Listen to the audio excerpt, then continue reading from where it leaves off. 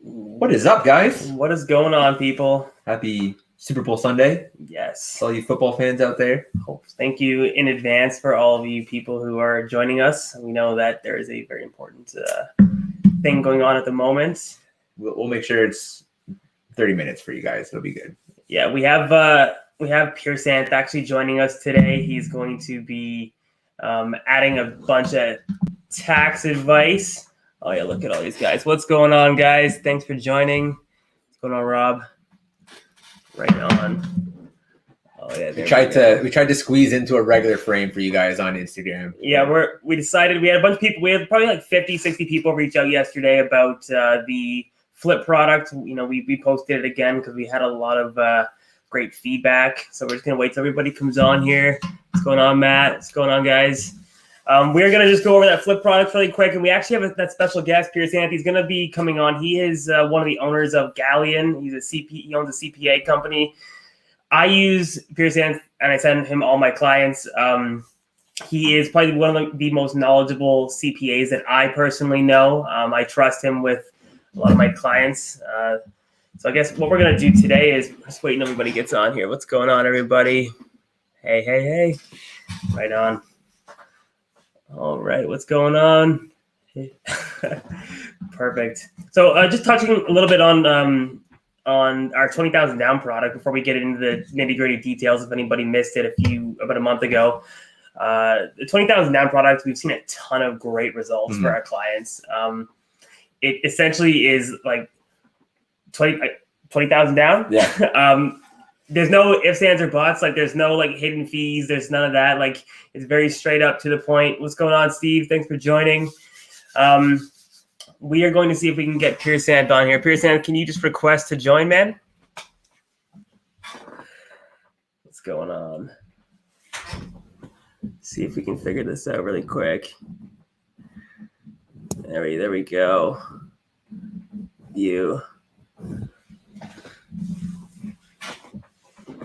There we go.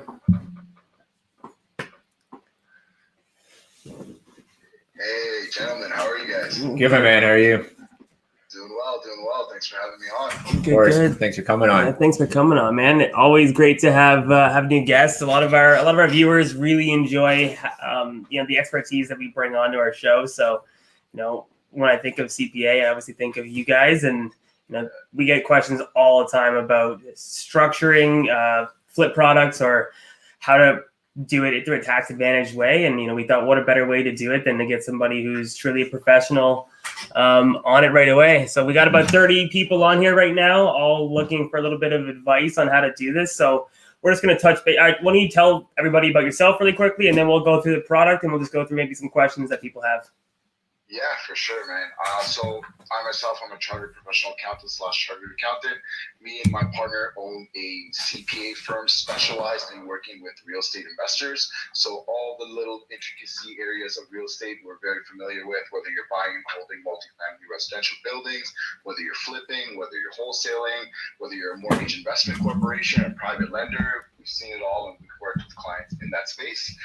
The other nice thing is my partner and I are also real estate investors. We currently have a portfolio of over 100 units, continuing to grow very rapidly. So we're very familiar when advising our clients, not only on what the tax implications are going to be, but also from an operational perspective. This year you may be looking to make an acquisition. It makes sense to pay a little bit more taxes and have your financing work out instead of, only looking at the bottom net tax impact. So bringing that operational sense as well as that tax view as well when deciding and making decisions.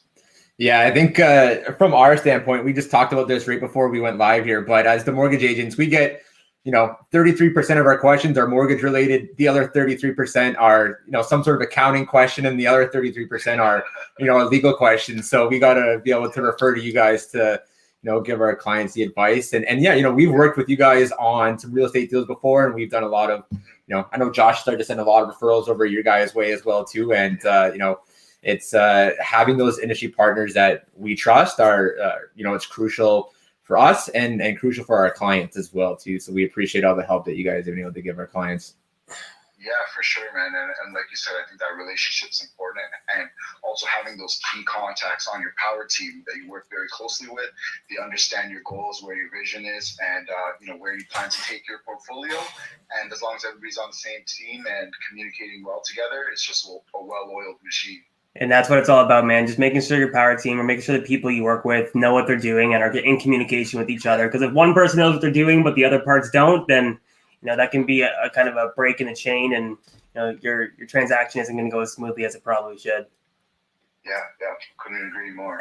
Yeah, it's when one part of the pie is creative and financing needs to be creative. Sometimes you need to have partners who understand how the creative aspects works from all angles. And I know we've had some issues with legal advisors in the past where maybe they aren't fully in the real estate industry and they don't understand creative financing and some of the things that require to be done. And it's the same as the accounting side as well too. Sometimes it requires someone who understands the creativity of it and how that's going to implement taxes and carryover and losses moving forward, and just what the repercussions are going to be and what the benefits are going to be, because it's never a perfect world, right? You can't.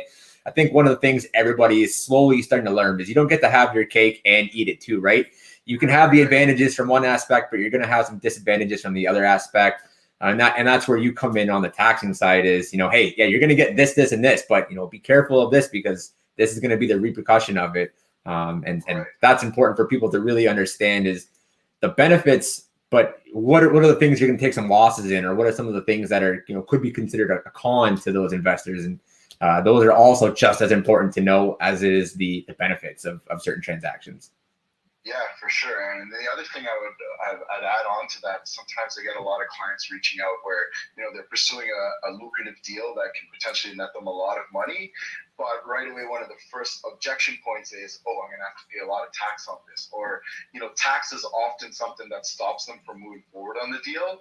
And, I've seen it a lot of times where if you actually do the math, yes, you do have to pay taxes and it sucks, but you're making so much more money on the other end than the amount of taxes that you're going to have to pay. So why is the taxes stopping you from executing that deal and seeing it through? So sometimes it's just a shift in mindset, and I guess people try not to pay.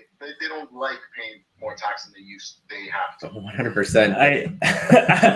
I agree. Good catch. No, you have to pay the tax, man. Yeah. But I mean, if you do it smart and you guys are all on the same page, then there's definitely ways to be able to do it with a tax advantage kind of mindset. So one of the products that we have been using for our clients is the 20,000 down product. We have about 35 people on here right now who are all interested in it. Essentially what this is, it is specifically made for flips, but can also be made for the BRRRR strategy. The maximum purchase price for this product is $800,000. Anything $800,000 and down, you can purchase. You quite literally need $20,000 down. So we look at a handful of things when we're analyzing a deal first. The first is going to be, we need an ARV value. So let us know what that after repair value is going to be. Now, obviously we need you to think about it. We need you to analyze it, think about it. Let us truly don't just give us a random number because it's not going to work.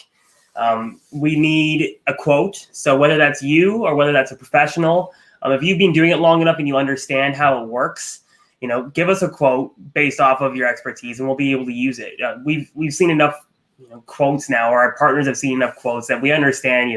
If you're giving us like $1 per square foot, we understand it's not going to work.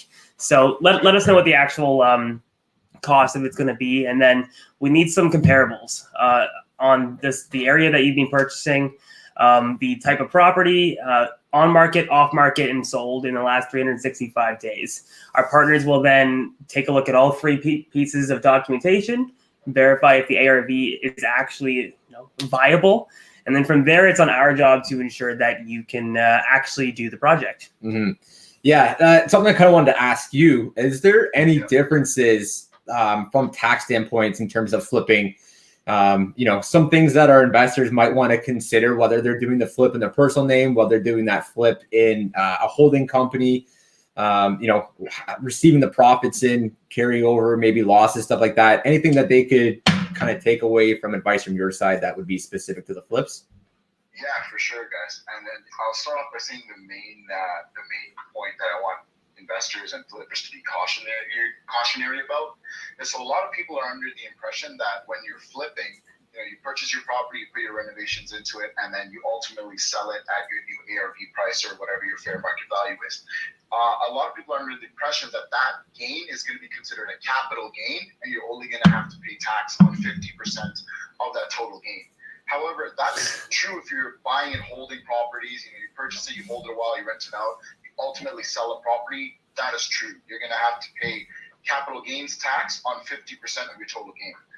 Flipping, on the other hand, is considered an active income business. So when you're flipping and you have a track record of you've been constantly flipping properties, the CRA is going to say this is an active business, and the income you make is going to be 100% taxable on the entire gain. So if you made 100K flipping and you did it in your personal name, you just added a full 100K to your personal income, and depending on how much employment income you have or what your other employment sources are, that 100K could have caused you to jump into a higher bracket or even the highest bracket, and now you're kicking away 53 cents on the dollar to the CRA.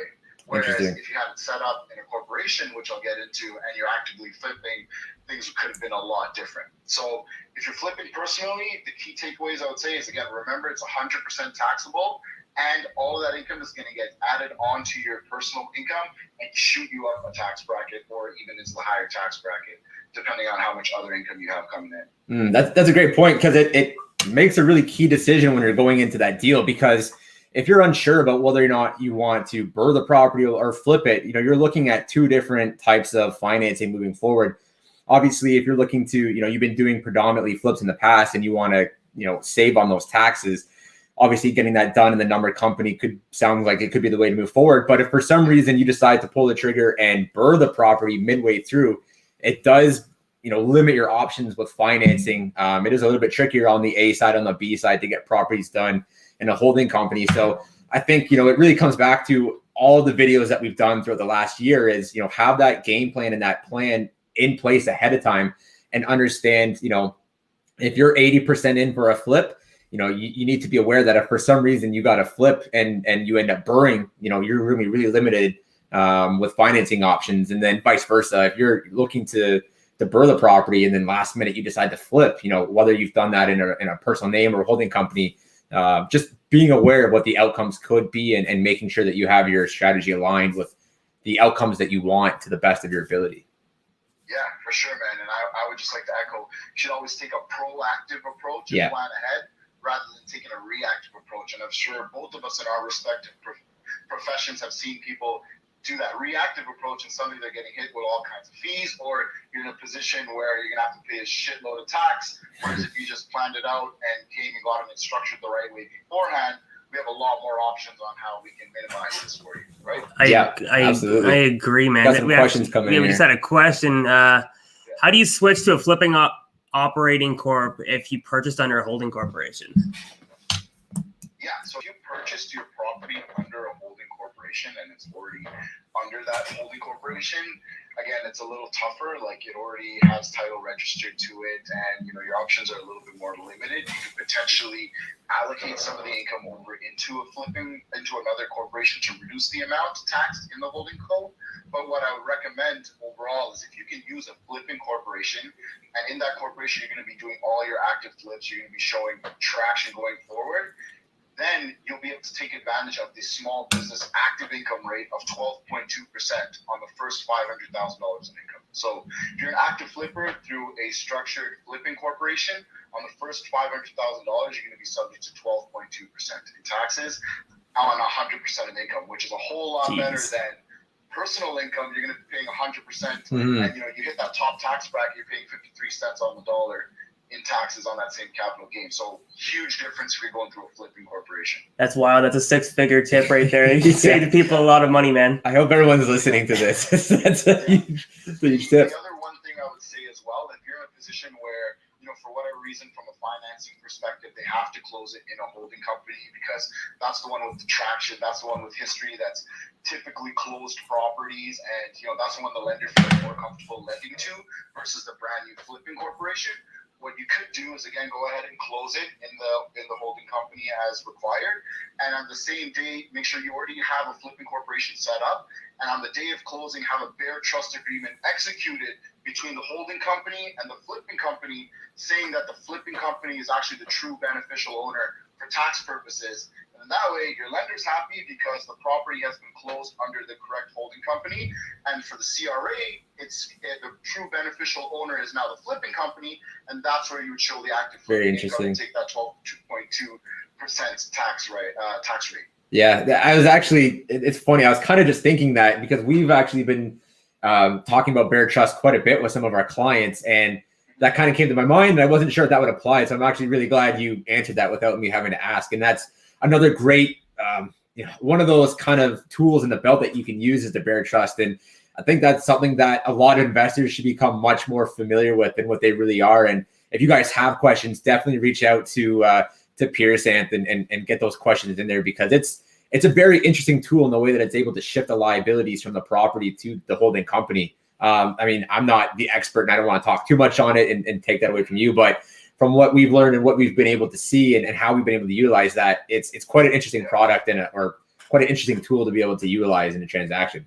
For sure. Yeah, no, I actually ran the idea past a lawyer who he says he does some business, but he had honestly never heard of it before. Like he's heard of Bare Trust agreements, but never like utilizing it in a way like that. And he stopped for a second and he was like, man, that's really creative. Like that's pretty unreal. Like the difference between the mortgage broker you're working with or the lawyer you're working with or the CPA you're working with is literally going to save you six figures in your real estate investment journey, as long as you just pick the right ones, guys. Stuff like this, high level stuff is what's going to put you in a situation to be able to scale. And, Aaron and I are really trying to help our client base scale, whether that's buying a second one or buying your 10th one or getting a new, multifamilies. Setting it up properly is so important, guys. We got a ton of questions coming in. One sec. All right. Let me pull up on my phone. Banks don't like Bare Trust and they don't want to know about it. Any consequences tax side, even though the bank's lenders don't like it? Yeah, so to answer that question, the best way I would look at it as, they're two separate groups of bodies who are interested in two separate things, right? The lender per se is interested in the property being closed and owned by the holding company that it was comfortable lending to, whereas the CRA at the end of the day only cares about getting their taxes. So as long as the Bare Trust agreement is done correctly and it's designating the beneficial owner of the property as that flipping co, and you report your taxes correctly and pay their 12.2 that they want, there's no issue there. The CRA and lender in this case have two different interests at mind, and as long as you satisfy both of those interests, there shouldn't be a problem. Yeah, and that's something that we've noticed from the mortgage standpoint is there's a lot of very gray areas where, you're not technically breaking the law, and for the record, nothing we do is illegal, but there's a lot of things where the mortgage industry, the mortgage industry is a very old industry, and it's the same with the insurance. And I'm sure it's very similar to you guys in the accounting industry as well too, where it's an old guy game, right? There's a lot of old things, and they're set in their ways, and they don't like, in 2021, people are pushing the boundaries of what they can do, and there's new things. We're starting to see it a lot with tiny homes and secondary dwellings on properties, and I have a client right now who's looking to purchase a property and it has a secondary dwelling. The property itself is zoned legally for the zoning, and the city has the bylaws in place legally to have the secondary dwelling. And it's just a matter of telling the story and showing all the correct documentation and explaining it to the lender in a way where it's like, look, you guys aren't breaking your underwriting guidelines. We're not pushing anything outside the lines. Here's what it is, and just coming to terms with them. And one of the key things with working with industry partners is having people who are willing to push for the clients and be able to push the line and push the new standards. And that's something that we're always trying to do. There's always new things coming out, and we're always trying to push for those exceptions for our clients moving forward and helping them have new ways to get in and getting more creative. Yeah, historically, the investor industry is being extremely underrepresented when it comes to financing and when it's come to taxes or any sort of guidance in a professional sense. And Aaron and I are obviously trying to bring that to light and be industry leaders where we're pushing towards, creating other products or helping people or banks understand how, maybe wholesaling works. Like if the true value of something is something, like why not be able to lend on that thing, right? Like there's a handful of different things that we're trying to push in regards to opening up options for our borrowers. And obviously the banks are large financial institutions. It can take time to be able to do these things, but they understand the need and the want. And we shot a video with Matt last week, and we talked about this and how the paradigm shift from the old guard or the older generation transitioning all the wealth to the newer generation and our access to information and knowledge, the amount of purchases that are going to happen when that transfer of wealth comes is going to be astronomical. And we're trying to set our clients up to be in the best position possible to be able to execute on that. Yeah, for sure, man. I think it's going to be crazy to see. We got to all be, have our ducks in a row and be ready for it. Mm-hmm. And another thing I just wanted to add on to that point, Aaron, is again, how we said the lender has their own requirement. They're looking for a particular thing. The CRA is looking for a particular thing, which is getting their tax money. Well, another example, which I'm sure you guys run into a lot, is you have the borrower or the buyer who's going to be purchasing a property, and for whatever reason they have to close it in their name personally, but eventually they want to move it into a corporation afterwards.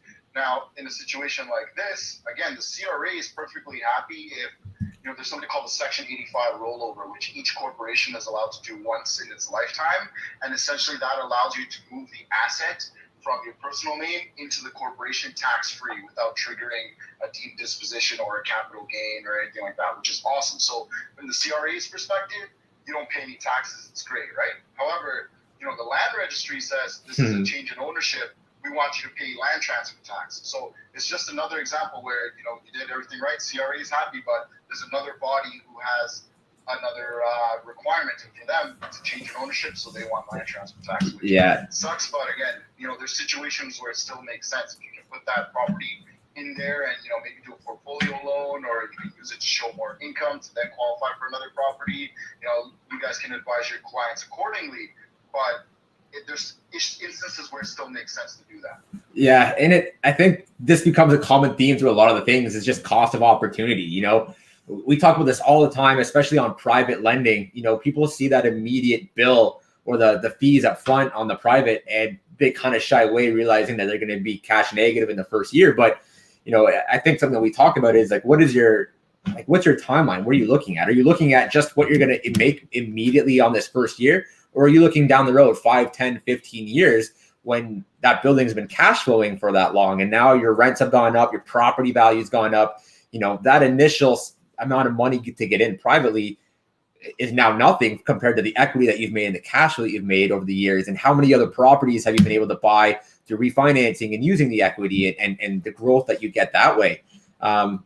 Same thing, if you're able to roll a building over and then the land transfer tax is the only thing that is standing in your way, talk to your professional, talk to the accountant, talk to us.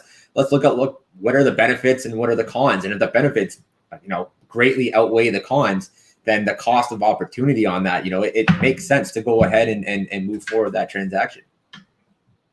Yeah, 100%, man. I'll share something on my end. Like when me and my guys look at some of these bigger building deals, we automatically always make at minimum a 5-year pro forma, saying, okay, this is what the first year is going to look like. Boom. And usually, spoiler alert, it's always a negative number. Sometimes a very big negative number, right? Mm-hmm. But then as long as we're forecasting right, and year 2 is not as bad, year 3, year 4, and the year 5 we usually plan as that's the exit year, and you see a big juicy green check.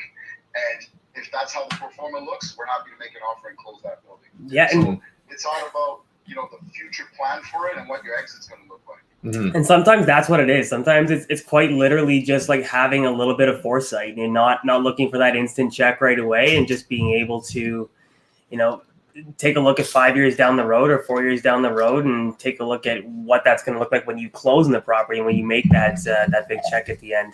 Unfortunately, not all those big large buildings and repurposing them is going to give you that cash right off the bat. You're going to have to do a little bit of work to get it to get the big paycheck. Mm-hmm. And I think it's a matter of one of those iceberg type memes, right? Where you get the cash flows on top and the cash flow is the peak, but no one talks about, the opportunity or the initial stages of being cash flow negative in the first couple of years, or the amount of money that potentially goes into it. And that's not talked about as much, and it doesn't become mainstream knowledge that getting into a property, you might be cash flow negative for the first year or the second year, or depending on the property, it might even be 3 years. But again, it comes down to, what are you looking to do? Are you looking to hold and create an asset that's going to cash flow for the next 20, 30 years and provide equity? Or are you looking at an immediate, in your immediate future? Because if that's the case, maybe it's a mindset shift, and we need to, just talk to the client and be able to refocus them and say, yeah, you know what, maybe in the first 2.5 years, you're going to be slightly cash flow negative, but look at the long-term growth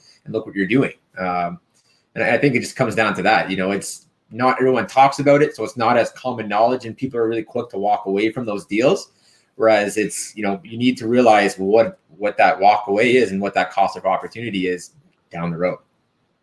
Yeah, for sure, man. I think as investors, you quickly, especially as you become an experienced investor, you quickly learn the biggest and juiciest deals are the ones where you actually have to put that effort into it and turn the project around, per se. So when you buy it, it's typically going to be negative cash flow, and it's on you to, get the tenants turned over, get the units renovated, increase that net operating income, drive up that valuation of the building, refinance out afterwards, especially if you're using private lender to initially get that deal done. Now you've stabilized the asset, cool. Now you refinance it, enjoy that cash flow. So those are the deals where you typically have the most upside. Anyways, it's just about getting that mindset shift and not being scared of the red numbers in year 1, year 2. Yeah, people aren't selling, $1 million buildings that are cash flowing crazy positive numbers. With there's a reason, these properties are either off market when they're really valued, or people aren't getting rid of their extremely profitable buildings. And if they are, they're at that point where they're looking to cash out, and now they're just going to go privately invest for the next 5 years. Like, it's, people hold on to those buildings after they get to that point because they're profitable, and I think it just, there's a reasons why buildings are being sold and kept, right? And people just need to kind of, like you said, shift the mindset a little bit, understand why the deals are happening, and it's going to take a little bit of investing to get into. For sure. I've yet to see a fully turnkey apartment building listed that wasn't a part of a big portfolio sell-off. Yeah. And for whatever reason, if they were to sell a turnkey, that thing would be negative cash flow as hell, and there'd be no room for you to increase the operation, the net operating value. So what's the point, anyways? That's no, it. Exactly. Yeah, that's it, man, for sure. Had a ton of questions. Yeah, I think we did have a bunch of come questions in here. Let me just take a look through here. One of them here was, let's take a look here. Oh, I can't find them all online. Let's take a look on here. What we got here? Okay, one of the questions here. Oh, where'd it go? Lost it. All right, this was from Al Hussein. It was, is it true that you would need multiple properties in order to have a corporation and use it to good use, or does it matter? So I think he's just wondering, do you need to have multiple properties in that corporation before it's effective, or can you start out with just an empty corporation and be able to use it effectively? Yeah, for sure. Great question. That's honestly going to depend on a number of variables. What your personal income is, what your other income sources are coming in from a personal perspective, what you're actually going to be using the corporation for. So, for example, if you're going to be using it for flipping, then I would recommend setting it up and putting the corporations into the flipping company right away, because there's an immediate benefit for you taking advantage of that active tax rate.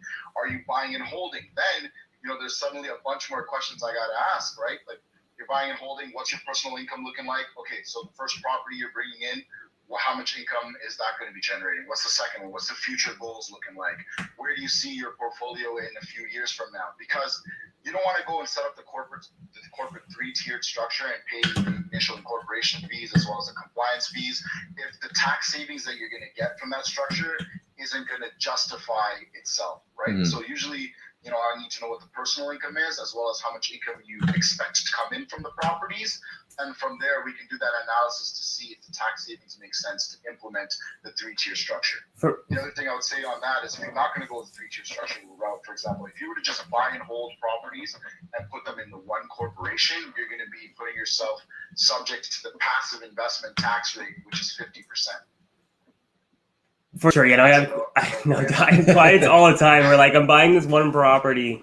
Should I open up a corp? I'm just like, well, long term, we're just going to hold the one property. Like, is it going to be worth it? Like, are you going to pay for it to have the books done every year? Are you going to, all the upfront costs to be able to get it ready and set it up and all that stuff? Like, does it make sense for you financially to even do that? If you're going to own one property, you're not going to buy anymore. It doesn't make any sense. Mm-hmm. So asking those questions, or even just having a quick conversation with yourself or somebody else, just, does this make sense? Like, easily just yes or no. Like, a quick no is always good in our books. So. Mm-hmm. And I think that leads into another good question for investors who are experienced and maybe don't know this, and new investors. What are some of the disadvantages of owning 1 to 4 unit residential investment properties, or even multi-unit investment properties in a corporation versus having them in your personal name? I think we talked about this a little bit beforehand, but just in terms of if you were to lose some rent for a year and you have a little bit of a loss on the year, what are some of the differences? How can you manage those, and what do you guys look for? Yeah, for sure. So typically, if it's between 1 and 40 units, again, on the 40 unit side, you're generating a significant amount of income. So I would typically be more inclined to put that in a corporate structure. But so keeping properties personally, for example, the typical pros are that if there is a loss and it's in a loss position, you can net that loss against your other sources of income. So for example, your property, you just bought it in the first year, showing a $20,000 loss. You're making $100,000 in employment income. Your net taxable income is actually going to be $80,000. So you're going to save your personal tax rate on the $20,000. You can also apply your personal tax credits against your income if you hold the properties personally. So that's usually the 2 big benefits there. With the corporate side, though, there's a lot more benefits if things are structured the correct way. So if the property is in a loss position in the corporation, you're able to carry forward that loss for the next 20 years. So again, you bought that property, the first year it showed a $20,000 loss. You're going to put that down on your books, file your tax return. Next year now, the corporation actually brings in, let's say, $40,000 in positive income. You've done an amazing job stabilizing the asset.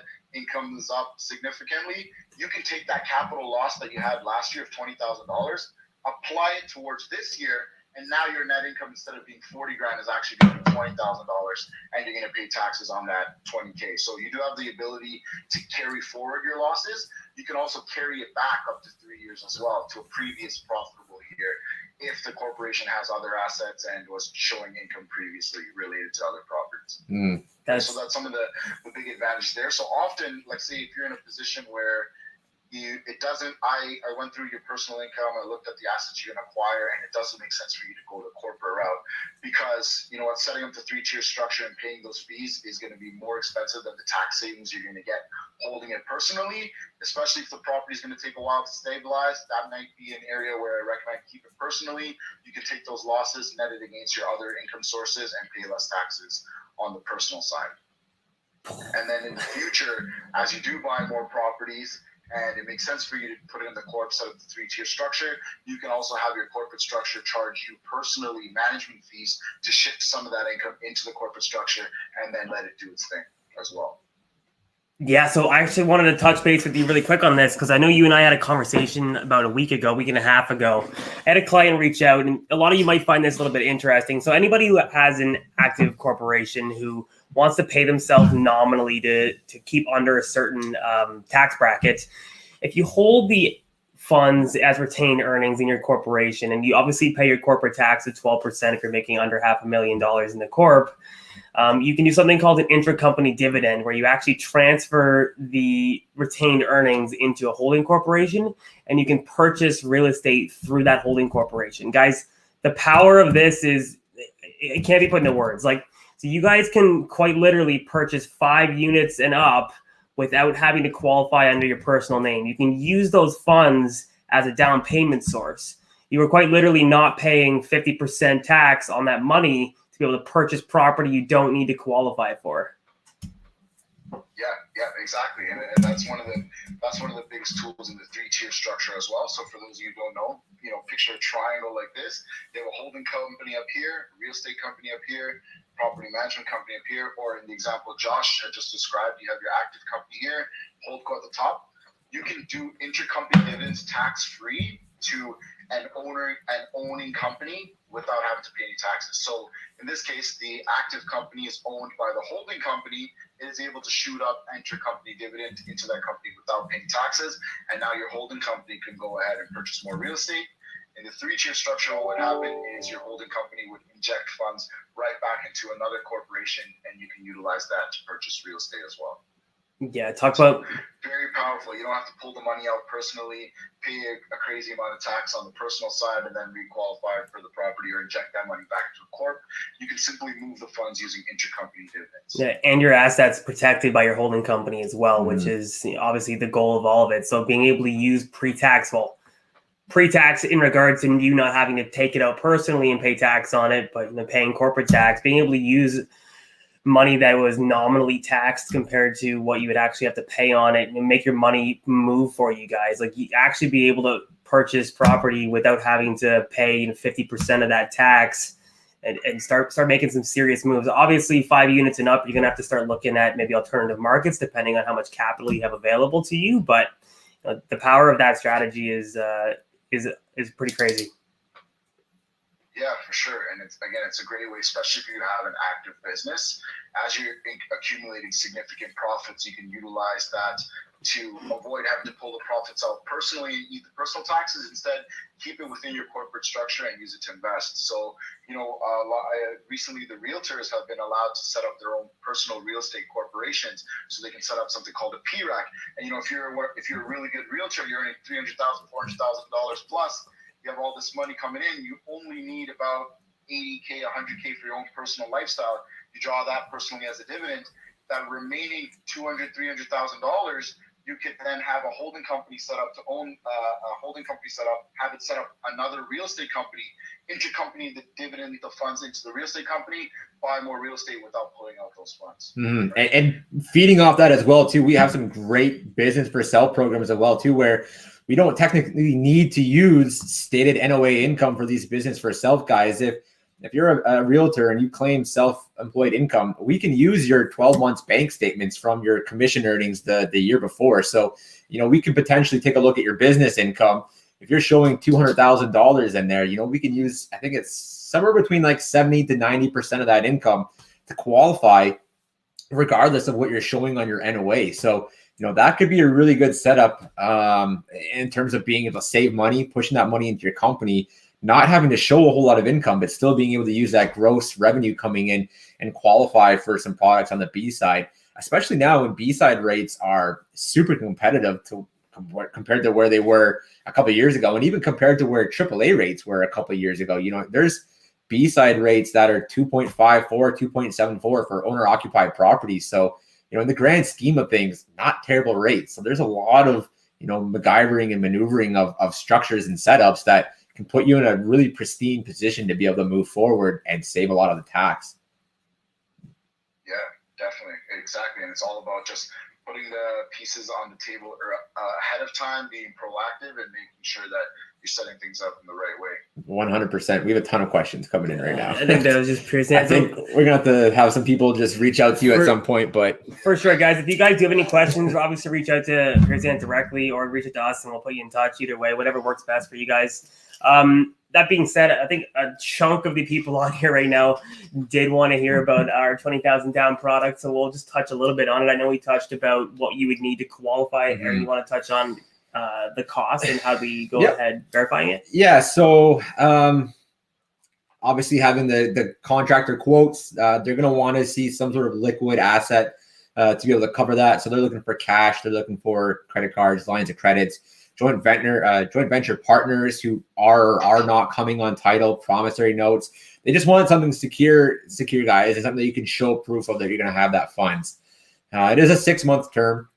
It is a fully open term, so there are no interest bonuses or interest penalties to get out of that mortgage early. There are discharge fees, as with every mortgage. So one thing to just kind of jump in there quick is even something that's fully open and doesn't have any interest penalties, there are discharge fees. So just keep that in mind. They're usually around $400 to $500, depending on which lender you're at. There is a fee built into the mortgage. Now this is something that just to kind of keep in mind, guys, is this fee, there is a bare minimum of the fee. So Calvert does charge, I think, at minimum $3,000 total.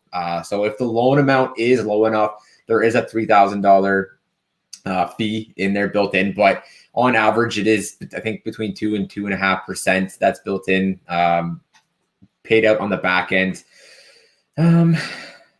What else am I missing here? No, that's pretty much it. So what happens is if you guys are worried about exactly how much money you need to put out of your pocket into this thing, $20,000 down, and you have to be able to cover the $3,000 roughly for legal fees.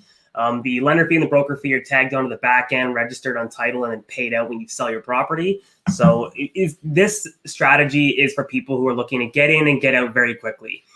No one's trying to sugarcoat the idea that it's not a very, very high interest rate. It's 15.5% annualized. It's 1.3% on your money per month. Obviously, some people are like, man, that's crazy expensive. Well, it's crazy expensive, but you're not putting 20% down on a property. If you have a $500,000 property, you no longer have $100,000 of dormant capital. You can do 2 flips. You can show us that if you have enough money, you can do 3 flips, 4 flips. We have clients who are doing multiple flips at a time and making more revenue. So this product isn't going to be for everybody. It's not going to work for everybody, but it is going to work for people who are looking to scale and who are looking and who really have their numbers dialed in, who understand what they're doing, who know what their ARV is, and who can execute on the strategy. We've seen a lot of success. One of our clients just made 6 figures in 2 months off of making a sick flip. So this product is there. It's available. The fees are a lot cheaper than what a regular private would be. Completely open. No, there's no smoke and mirrors about what it's going to cost you. It's no cost to break other than the discharge fee. It's a phenomenal product. A lot of people are making decent money with it. If this is something you're interested in, obviously reach out to Aaron and myself. They can close super quick, just to jump in. Like we closed the deal with them. I'll give you guys the story. The wholesaler brought us the deal late on a Thursday. We had a conversation with the clients on the Friday. They got the application ready, submitted, signed over the weekend. We got it in on Monday and they closed Tuesday morning. So it was essentially a day and a half, 2 days to get the entire process done. They have a program set up with the FCT and title insurance where they can essentially just close with 1 lawyer need be. So super quick that way. You're not dealing with 2 lawyers. And for those who are doing high volume flips too, if you guys have additional property with collateral in it, some free equity, they'll allow you guys to collateralize your property. They'll give you the loan for the down payment. They'll give you the loan for the renovation cost if there's enough equity, and they'll allow you to just draw off that equity, off that collateral charge, almost like a line of credit, depending on how much you guys have and how much you need. So keep that in mind as well too. These guys are super creative. They know who they're working with. They know their audience. And they're willing to help you guys out as long as there's, something there to securitize the loan for them. They can get pretty creative. So, it's pretty great. Obviously, it's not specifically made for every single one. If your renovations are going to take a little longer than 6 months, probably not the product for you. But if you're looking to do something quick and efficiently, the application process, we'll just touch on it really quick. I know the football game started and we're slowly losing people here, but the application process, you have to qualify once for the entire calendar year, guys. We take a look at an application. We ask for your notice of assessments. You'll have a call with our partner. The partner will then verify, obviously, you have the viability to do it. Are you new? Have you done it before? We haven't had anybody get turned down yet. So, if you have the availability and capital to be able to execute, you know what you're doing, most of the time you're going to be able to get approved. We do need your notice of assessment just to see you don't owe any money to the government. It's really important you don't owe any HST. It's a super priority tax if anybody didn't know. So the government can go after your assets and then it subordinates our lender's position. So you can't owe any tax to the government. Other than that, great product, guys. If you did have any questions, feel free to reach out. We had a great chat with, Pirasaanth. If you guys do have any questions for him, reach out to him. He's always available, and we'll make sure his contact info is posted one way or another with this video when we post it up, so you guys will have access to the contact information. Yeah, man. For sure. Any last closing comments? On my end, honestly, it was great chatting with you. The one thing I would say take away is, again, do that pre-planning. Take a proactive approach rather than a reactive approach, and it'll save you a lot of time and a lot of headaches. 100%, I agree. All right, guys. Well, thanks so much, everybody. Go enjoy the Super Bowl. We appreciate all of your time. Next week, we'll be back talking about one of our videos that dropped last week and possibly might have another special guest. If you have any questions, drop them in the comment below. If you are on YouTube, please hit the subscribe button and like our stuff. It helps with the algorithm, and it's going to allow us to make more content for you. All right, guys.